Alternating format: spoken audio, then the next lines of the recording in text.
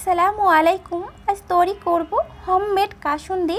এখন তো কাঁচা আমের সিজন, সামান্য কাসুন্দি দিয়ে কাঁচা আম মেখে খেতে দারুণ মজা লাগে। আবার পেয়ারা, আনারস এর সাথে খাওয়া যায় এবং অনেক রকম ফল দিয়েও এই কাসুন্দি মেখে খাওয়ার মজাই আলাদা। হোমমেড স্বাস্থ্যকর কাসুন্দি আপনারাও বাসায় ঝটপট তৈরি করুন। আর এই কাসুন্দি 3 থেকে 4 মাস পর্যন্ত সংরক্ষণ করে রাখতে পারেন। তো এখনও যারা আমার চ্যানেলটাকে সাবস্ক্রাইব করেন নাই তারা অবশ্যই আমার চ্যানেলটাকে সাবস্ক্রাইব করে নেবেন এবং পাশে থাকা ছোট্ট বেল বাটনটি ক্লিক করে দেবেন।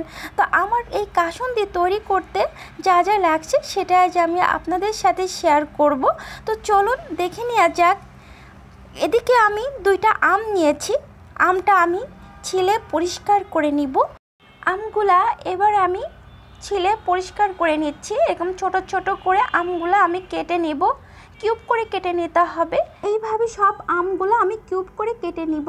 আর এদিকে ব্লেন্ডার জারের মধ্যে আমি গোল্ডেন কালারের সরিষা নিয়েছি আর দিব রেড কালারের সরিষা এবং আদা দেব, আদা কুচি।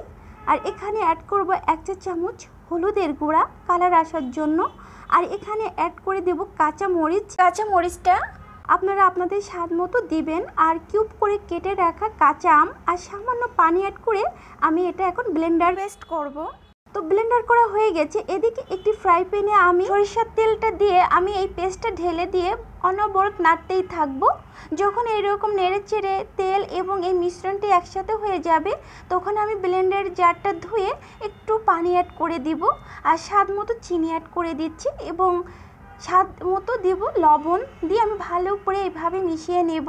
যখন এরকম বলক উঠে আসবে, মানে যখন কাসুন্দির উপরে তেলটা ভেসে উঠবে, তখন আমি চুলা থেকে কাসুন্দিটা নামিয়ে নেব।